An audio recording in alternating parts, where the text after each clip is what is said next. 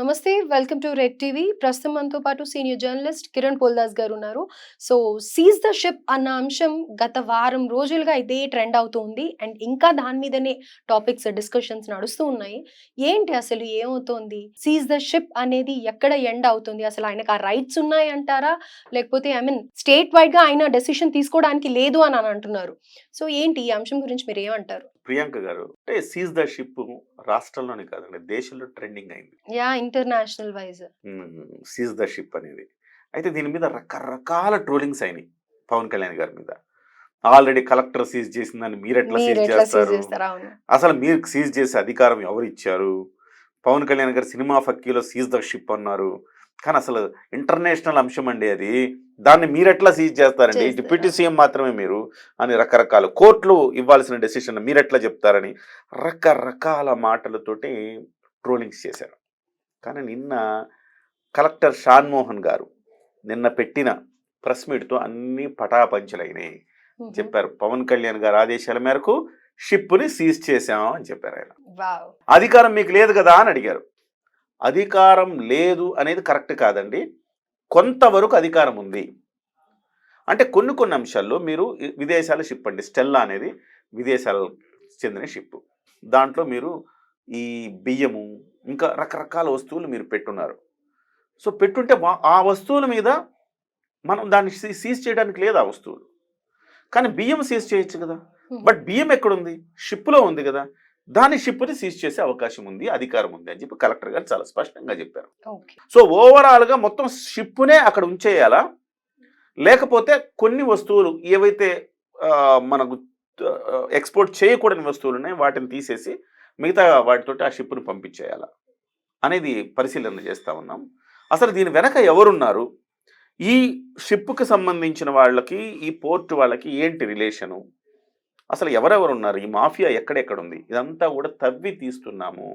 హ్మ్. తీసిన తర్వాత ఖచ్చితంగా దీని మీద ఒక చర్యలైతే కఠినమైన చర్యలైతే ఉంటాయన్నారు. ఓకే. పవన్ కళ్యాణ్ గారు ఏదైనా ఒక అంశాన్ని మీద మాట్లాడేటప్పుడు ఒక సునిశితమైన పరిశీలన చేస్తారాయన. చదువుతారు. అంటే రొడ్డకొడ్డ వ్యవహారం ఉండదాయనది. మంత్రులు ఎట్లా ఉంటారంటే రాజకీయాల్లో వాళ్ళ వాళ్ళ వ్యాపారాల్లో వాళ్ళకి పరిజ్ఞానం ఉంటది. రాజకీయాలకొచ్చేటప్పటికి సిస్టమ్ మీద పరిజ్ఞానం తక్కువుంటది. అంటే సార్ ఇప్పుడు అక్కడికెళ్ళే వరకు కూడా నాకు తెలిసి మనకైతే విజువల్స్‌లో చూడడానికి బియ్యం అనేది అసలు బియ్యం ఎక్స్‌పోర్ట్ చేస్తారా అనేది ఒక పెద్ద షాకింగ్‌గా ఉండింది. హ్మ్. లైక్ ఎక్స్‌పోర్ట్ అంటే సినిమాలలో చూపించినట్టు వేరే వేరే గూడ్స్ అనుకున్నాం. హ్మ్. ఇది ఎక్స్‌పెక్ట్ చేయలే. సో, హ్మ్. ఆయనకి ఇది అవగాహన ఉండుంటుందంటారా? ఇలా చేస్తూ ఉంటారు అననేది? డెఫినెట్‌గా మీరు గమనిస్తే కరెక్ట్‌గా జులై 2023 వారాహి యాత్ర ఈ కాకినాడ ప్రాంతంలో జరుగుతోందప్పుడు. రెండో సభో, మూడో సభో అది. అక్కడ ఆయన ఒక పెద్ద బ్లాస్టింగ్ ప్రకటన ఏం చేశాడంటే, ద్వారంపూడి చంద్రశేఖర్ రెడ్డి అనే వ్యక్తి బియ్యాన్ని అక్రమంగా తరలిస్తున్నారు. హుహు. బియ్యం ఎక్స్‌పోర్ట్ చేయొచ్చు ప్రియాంక గారు. మన దగ్గర బియ్యం బాగా పండుద్ది. సో, బియ్యం వరి మీద ఆధారపడే రైతాంగం ఎక్కువ. బియ్యం పండిస్తారు. అఫ్‌కోర్స్ చేస్తారు. కానీ ఆ! ఇలా స్మగ్లింగ్ అని ఆ! అన్నది ఆ! ఇట్ ఈస్ బియ్యాన్ని నాట్. తీసుకెళ్తారు. ఇక్కడ సమస్య ఏంటంటే పీడీఎస్ అంటే public distribution rice system. Public distribution సిస్టమ్‌లో అంటే ప్రజా పంపిణీలో ఉండే బియ్యం. ఈ బియ్యాన్ని ఏం చేశారు వాళ్ళు, మీకు మామూలుగా రేషన్‌లో ఏముందంటే ఉచితంగా 25 కిలోలు ఇస్తారు ప్రతి కుటుంబానికి. 25 కిలోల బియ్యాన్ని ఇచ్చినప్పుడు చాలామంది అవి వాడరసలకి. అవును. అవేంటంటే దోస పిండికో, ఇడ్లీ పిండికో వాడుకుంటూ ఉంటారు. మిగతా తీసుకెళ్ళి 5 కిలోలు ఇంట్లో ఉంచుకొని 20 కిలోలు అమ్మేస్తుంటారు హ్మ్. ఈ మార్కెట్‌లో. మార్కెట్‌లో మహా అంటే రూ. 10కి అమ్ముతారు.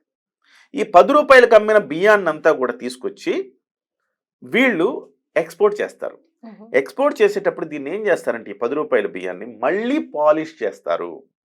సన్నగా చేసి తెల్లగా చేస్తారు బియ్యాన్ని. ఓకే. దాన్ని పాలిష్ చేసిన తర్వాత విదేశాలకు తీసుకెళ్తారు. సౌత్ ఆఫ్రికా అటువైపు. అక్కడ బియ్యం పండదు కాబట్టి పండుగ. రూ. 75కి అమ్ముతారు. ఓహ్! ఈ రూ. 10కి కొంటారు.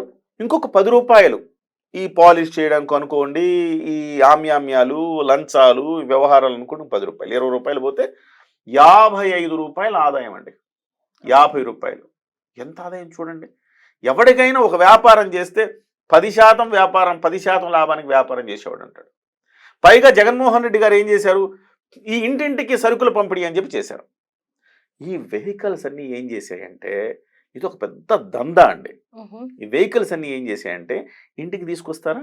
తీసుకొచ్చిన తర్వాత అమ్మ మీకు బియ్యం కావాలా? 5 కిలోలు చాలు. సరే 5 కిలోలు. 20 కిలోల లోపలే ఉంటది. 5 కిలోలు మీరు 20 కిలోలకు రూ. 10 రూ. 200 ఇచ్చేస్తారు. అందులోనే బియ్యం పెడతారు. ట్రాన్స్‌పోర్టేషన్ కూడా చాలా ఈజీ. ఇంతకుముందు ఏంటంటే వీళ్ళు ఎక్కడో అమ్మాలి. అక్కడి నుంచి ఇక్కడ తీసుకురావాలి. రకరకాలు ఉండేవి. ఇప్పుడు ట్రాన్స్‌పోర్టేషన్ ఏం లే. అక్కడక్కడే తీసుకొస్తారు. అవే వెహికల్స్ నేరుగా ఏదైతే అక్రమార్కుల గోడౌన్ ఉందో ఆ గోడౌన్‌కి వెళ్ళిపోతాయి. ఈ వెహికల్స్‌ని పెట్టడమే కేవలం అక్రమంగా రవాణా చేయడానికి బియ్యాన్ని అనేది ఈ మధ్య కాలంలో బయటపడింది. ఎంత పెద్ద స్కామ్ చూడండి ఇది. ఇలా తీసుకెళ్ళిపోయి ఆ బియ్యాన్ని ఆడబెట్టేస్తారు. అక్కడి నుంచి అక్కడికి వెళ్ళిపోయి మొత్తం 50 నుంచి 55 రూపాయలు సొమ్ము చేసుకున్నారు. అంటే కింద 48,000 కోట్ల రూపాయల బియ్యాన్ని గత 3 ఏళ్లుగా రవాణా చేశారు. 48,000 కోట్లు. అందులో 20 రూపాయలు వాళ్ళకి ఖర్చు అయ్యేది, 50 రూపాయల ఆదాయం. అంటే ఎంత అంటే దాదాపుగా 35 నుంచి 40,000 కోట్ల రూపాయలు దోచేశారు. లిటరల్లీ దోచేశారు. అది. మరి ఆ విషయాన్ని పవన్ కళ్యాణ్ గారు జూలై 2023లో వారాహి యాత్ర కాకినాడలో ఉన్నప్పుడు బ్లాస్ట్ చేశారు. ఆ తర్వాత గవర్నమెంట్ వచ్చింది. నాదెండ్ల మనోహర్ గారు దాని మీద దాడులు చేశారు. 50,000 టన్నుల బియ్యాన్ని ఆయన సీజ్ చేశారు. అయినా కానీ దాని మీద చర్యలు లేవు. జనంకంతా డౌట్ ఏమైంది లోపాయికారి ఒప్పందం జరిగిందని. ఎన్నన్నా జరగచ్చు. పవన్ కళ్యాణ్ గారు వాటికి లొంగడు కదా. చూశాడు. నాదెండ్ల మనోహర్ పట్టుకున్నా కానీ ఏమీ చేయలేకపోతుంది. ఇది సిస్టంలో ఎక్కడో ప్రాబ్లం ఉందనుకున్నాడు. నేరుగా కలెక్టర్ గారికి చెప్పాడు. కలెక్టర్ గారు చూసి గురి చూసి ఆ షిప్ని ఆపాడు. పక్క రోజు వెంటనే పవన్ కళ్యాణ్ గారు ఎంట్రీ ఇచ్చారు. సో బిఫోర్ 3 డేస్ నుంచి కూడా వాళ్ళు ఎలా చేయట్లేదు అని అలౌ చేయట్లేదు. పవన్ కళ్యాణ్ గారు రేపు వస్తారనగానే మీరు వెళ్ళొద్దండి అంటే ఏ కోణంలో అంటే అక్కడ మీరు వెళ్ళి షిప్ని సీజ్ చేసి పోర్టుని కనుక ఏమైనా ఇబ్బంది పెడితే దాని మీద ఆధారపడి 10,000 మంది జీవిస్తున్నారండి. వాళ్ళందరూ ఉద్యోగాలు ఉపాధి పోతుందండి. మీరు వెళ్ళొద్దండి అని చెప్పి చాలా మంది చెప్తారు. అంటే పవన్ కళ్యాణ్ గారికి ఎలానే చెప్పాలి, బెదిరిస్తే ఆయన లొంగడు, డబ్బులకు లొంగడు. సో 10,000 మంది జీవితాలు నాశనం అవుతాయని చెప్తే ఆయనకు ఒక పాప భీతితోటో ఒక సానుభూతితోటో ఆయనకున్న ఒక మంచి మానవతతోటో ఆగిపోతాడు అనుకున్నారట. కానీ ఆయన అనుకున్నాడు పోర్టులు ఉన్నది మీరు బియ్యాన్ని ఎగుమతి చేయడానికి కానీ బియ్యాన్ని స్మగ్లింగ్ చేయడానికి కాదుగా, అక్రమ రవాణా చేయడానికి కాదుగా, రవాణా చేయడానికే. కాబట్టి దాన్ని చేద్దాం అనుకున్నారు. కొట్టాడు. పవన్ కళ్యాణ్ గారు ఇందులో గెలిచాడా ఓడాడా అంటే గెలిచాడు. ఎందుకంటే పవన్ కళ్యాణ్ గారు నేరుగా పక్క రోజు వెళ్ళారు, చంద్రబాబు నాయుడుతో భేటీ అయ్యారు. ఆయన మాట్లాడారు. దీని మీద చాలా పెద్ద ఎత్తున ఒత్తిడి వస్తుందని నాకు తెలుసు. నేను కేంద్ర ప్రభుత్వంతో మాట్లాడుకుంటా అంటే ఇక్కడ ద్వారంపూడి చంద్రశేఖర్ రెడ్డి నుంచి కేంద్ర స్థాయిలో ఇంటర్నేషనల్ లెవెల్లో మాఫియా ఉంది ప్రియాంక గారు. దీన్ని బ్రేక్ చేస్తానని చెప్పాడు. డెఫినెట్గా బ్రేక్ చేశాడు. చంద్రబాబు నాయుడు గారు కూడా దీని మీద కఠినమైన చర్యలు తీసుకున్నారు. అది ఏ పార్టీ వాళ్ళైనా, అందులో తెలుగుదేశం పార్టీ వాళ్ళు కూడా ఇన్వాల్వ్ అయ్యి ఉన్నారంటున్నారు. వాళ్ళు ఉన్నా కానీ దాని మీద చర్యలు తీసుకోవాల్సిందని ఈ ప్రభుత్వం నిర్ణయించింది. ఒకటే ఆలోచిస్తున్నారు పవన్ కళ్యాణ్ గారు, ప్రజలకి నేనేం జవాబు చెప్పాలా? నేను వారాహయాత్రలో చెప్పా కదా దీనికి అడ్డు కట్టేస్తానని. 6 నెలలు అవుతుంది వచ్చి. నాదెండ్ల మనోహర్ బియ్యం పట్టుకున్న తర్వాత కూడా ఏం చేయలేకపోయాం కదా. మరి ప్రజలకి నేనేం సమాధానం చెప్పాలి? ఆ రోజు కూడా హోంమంత్రి మీద మాట్లాడినప్పుడు ఇలాంటి శాంతి భద్రతలు దెబ్బతింటున్నాయి, నేను వస్తే బాగుంటుందని ఆయన చెప్పాడు కదా.